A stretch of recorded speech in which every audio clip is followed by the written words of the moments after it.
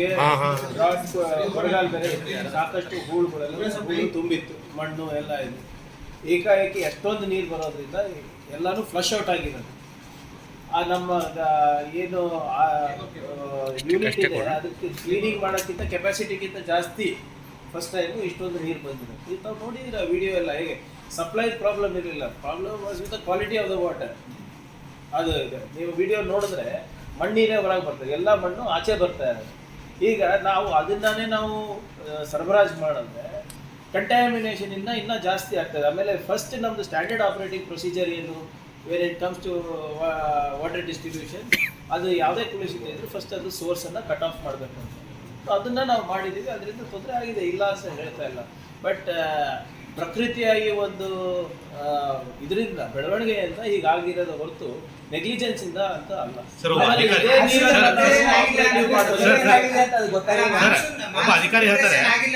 ಇಲ್ಲ ನೋಡಿ, monsoon preparation ಆಗಿದೆ, ಆದ್ರೆ ಇಷ್ಟು ದೊಡ್ಡ ಪ್ರಮಾಣದಲ್ಲಿ ಈಗ ನಮ್ದು ಒಂದು ಎಕ್ಸಾಂಪಲ್ ಒಂದು 100 mld ಕೆಪಾಸಿಟಿ ಇದೆ ಅಂತ ಹೇಳ್ಕೊಂಡು ಈಗ 110, 120 ಬಂದಾಗ ಇದು ಆಗತ್ತೆ ಸಹಜ. ಯಾವತ್ತೂ ಕೂಡ ನಾವು ಇಷ್ಟು ನೋಡಿರ್ಲಿಲ್ಲ.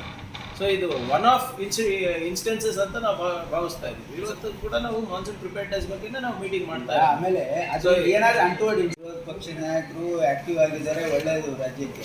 ಯಾಕಂದ್ರೆ ಎಲ್ಲ ಮಲಗಿದ್ರು ಉಂಟು, ಯಾಕಂದ್ರೆ ಅವ್ರದೆಲ್ಲ ಕರ್ಮಕಾಂಡಗಳೆಲ್ಲ ಚೆನ್ನಾಗಿ ತಿರಸ್ಕಾರ ಮಾಡಲಿಕ್ಕೆ ಅದೆಲ್ಲ ಆಗಲಿ. ಈಗ ನೋಡಿ, ಈಗ ಅವರು ಓಡಾಡ್ತಾ ಇದ್ದಾರೆ, ಒಳ್ಳೆಯದು, ದುಡ್ಡು ಮುಗಿಸ್ಬೇಕು ಸರ್ಕಾರಕ್ಕೆ, ತಪ್ಪೇನಿಲ್ಲ. ಇಲ್ಲಿ ನೀರಿನ ಸಮಸ್ಯೆ ಆಗಿದ್ದು ಯಾವ ಕಾರಣಕ್ಕಂತೂ ಇಲ್ಲಿ ಸಡನ್ ಆಗಿ ಮಳೆ ಬಂದು ಎಲ್ಲಿಂದ ನೀರು ಕನ್ಯಾತುರದಲ್ಲಿ ಬರ್ತಾ ಇದೆಯಲ್ಲ ಅಲ್ಲಿ ಸ್ಲಶಿ ವಾಟರ್ ಬಂದಿರೋದ್ರಿಂದ ಅದು ನೀರು ರಿಸ್ಕ್ ತೊಗೊಳ್ಬಾರ್ದು ಅಂತ ಅವರು ಪಾಪ ಡೆಫರ್ ಮಾಡಿದ್ದಾರೆ. ಅದೇ ಜಿಮ್ಸಲ್ಲಿ ಆ ಸಮಯದಲ್ಲಿ ಅವರು ಸರ್ಜರಿ ಮಾಡಿದ್ದಾರೆ. ಆಮೇಲೆ ಜಯದೇವದಲ್ಲಿ ಎಲ್ಲ ಹಾಸ್ಪಿಟಲ್ಸ್ ಕ್ಲೋಸ್ ಮಾಡಿದ್ದಾರೆ. ಅಲ್ಲಿ ಕ್ಯಾಟ್ ರನ್ನಿಂಗ್ ಇತ್ತು, ಅಲ್ಲಿ OPD ರನ್ನಿಂಗ್ ಇತ್ತು, ಅಲ್ಲಿ TMT ಇತ್ತು, ಅಲ್ಲಿ ECG ಮಾಡ್ತಾ ಇದ್ವಿ, ಅಲ್ಲಿ ಅಲ್ಟ್ರಾಸೌಂಡು, ಇಕೋ ಕಾರ್ಡಿಯೋಗ್ರಫಿ ಎಲ್ಲ ರೆಡಿ ಇದೆ. ಹಾಸ್ಪಿಟ್ಲದ್ದು ಫುಲ್ ಫಂಕ್ಷನಿಂಗೇ ಇತ್ತಲ್ಲ. ನೋಡಿ, ಅವರು ಓಪನ್ ಹಾರ್ಟ್ ಸರ್ಜರಿ ಪಾಪ ಅವರಿಗೆ ಟೆಕ್ನಿಕಲಾಗಿ ಮಾಡ್ತಿದ್ದಲ್ಲ, ಅದು ರಿಸ್ಕ್ ತೊಗೊಳ್ಬಾರ್ದು, 0 ರಿಸ್ಕ್ ತೊಗೊಳ್ಬೇಕು ಅಂತ 4 ದಿವಸ ಡೆಫರ್ ಮಾಡಿದ್ದಾರೆ. ಯಾಕಂದರೆ ಇವೆಲ್ಲ ಎಲೆಕ್ಟಿವ್ ಸರ್ಜರೀಸ್, ಯಾವ ಎಮರ್ಜೆನ್ಸಿ ಸರ್ಜರೀಸ್ ಎಲ್ಲ ಇವು, it will be all elective surgeries. ಹಾಗಾಗಿ ಡೆಫರ್ ಮಾಡಿದ್ದಾರೆ. ನೋಡಿ, ಜಯದೇವ ಅಂತ ಆಸ್ಪತ್ರೆ ಮೇಲೆ ಇವರು ಜನರಿಗೆ, ಈ ರಾಜ್ಯದ ಜನರಿಗೆ ವಿಶ್ವಾಸ ಇದೆ. ಅಂಥದ್ರ ಮೇಲೆ ಇವರು ರಾಜಕೀಯ ಮಾಡೋಕ್ಕೆ ಹೋಗಬಾರ್ದು ಅಂತಕ್ಕಂಥದ್ದು ನನ್ನ ಒಂದು ಸಲಹೆ ವಿರೋಧ ಪಕ್ಷ ನಾಯಕರಿಗೆ. ಅಲ್ಲಿ ಏನೂ ಲೋಪ ಏನೂ ಆಗಿಲ್ಲ.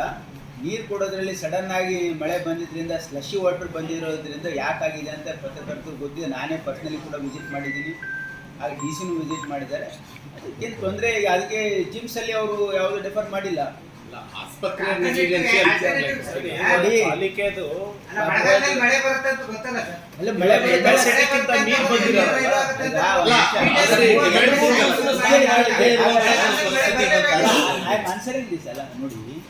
ಇದು ಒಂದು ಅನಿರೀಕ್ಷಿತ ಘಟನೆ.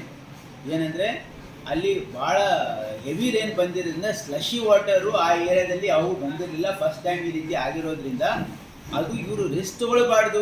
ನೀರು ಸಪ್ಲೈ ಆಗಿಲ್ಲ ಅಂತಲ್ಲ, ನೀರು ಸಪ್ಲೈ ಇತ್ತು. ಅಲ್ಲಿ ನೀರು ಸಪ್ಲೈನೇ ಇರಲಿಲ್ಲ ಅಂತಂದರೆ ಆಸ್ಪತ್ರೆ ಕ್ಲೋಸ್ ಮಾಡಿದ್ದಾರೆ. ಅಲ್ಲಿ ಕ್ಯಾತ್ ಲ್ಯಾಬ್ ನಡೀತಾ ಇತ್ತು, ಅಲ್ಲಿ ಎಲ್ಲ ರೀತಿಯಿಂದ ಪೇಷಂಟ್ ಆಗ್ತಾಯಿತ್ತು. ಬಟ್ ಇವರು ನಾವು ಇಂಥ ಸಂದರ್ಭದಲ್ಲಿ ನಾವು ರಿಸ್ಕ್ ತೊಗೊಳ್ಬಾರ್ದು. ಯಾಕಂದರೆ bypass surgery is a very complicated and long procedure surgery. ಹಾಗಾಗಿ ಅದರಲ್ಲಿ ನಾವು ಯಾವುದು 0% ರಿಸ್ಕ್ ತೊಗೊಳ್ಬೇಕು ಅಂತ 4 ದಿನ ಡೆಫರ್ ಮಾಡಿದ್ದಾರೆ. ಇವ್ಯಾವು ಎಮರ್ಜೆನ್ಸೀಸ್ ಅಲ್ಲ.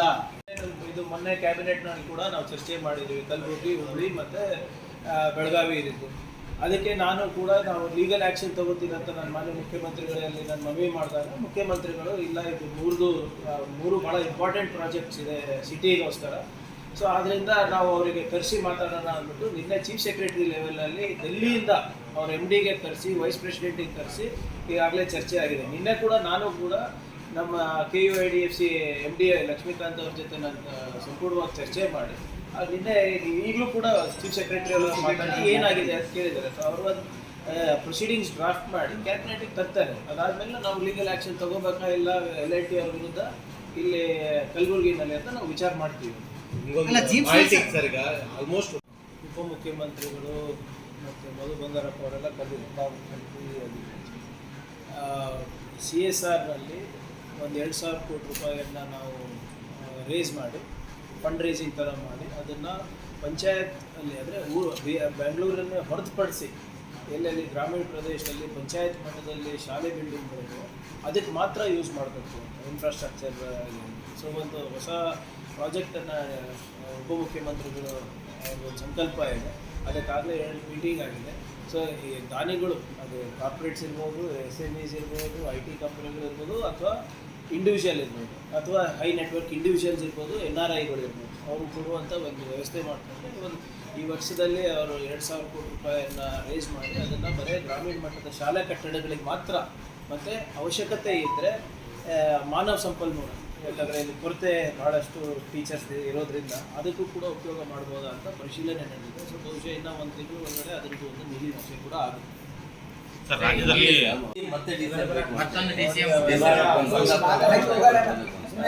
ನೀವು ದಯವಿಟ್ಟು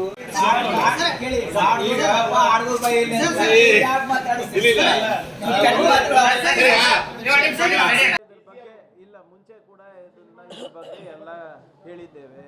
ಯಾರು ಎಲ್ಲರಿಗೂ ಕೂಡ ಸ್ವತಂತ್ರ ಇದೆ. ಏನಾದರೂ ಅವರ ವೈಯಕ್ತಿಕ ಅಭಿಪ್ರಾಯಗಳಿದ್ರೆ ಹೈಕಮಾಂಡ್ ಹತ್ರ ಹೋಗಿ ಹೇಳಿ, ಯಾರು ಅದಕ್ಕೆ ತಕರಾರಿಲ್ಲ. ಅದು ಪಕ್ಷದ ವೇದಿಕೆ ಇರ್ತದೆ, ಯಾರ ಹತ್ರ ಹೇಳ್ಬೇಕು ಹೇಳಿದ್ರೆ ಆಯ್ತು ಅಷ್ಟೇ.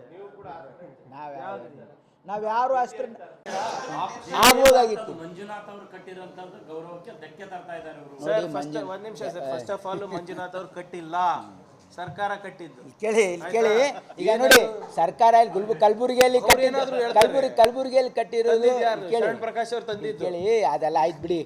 ಯಾರು ಸುಮ್ಮನೆ we not going to this. ಅವ್ರು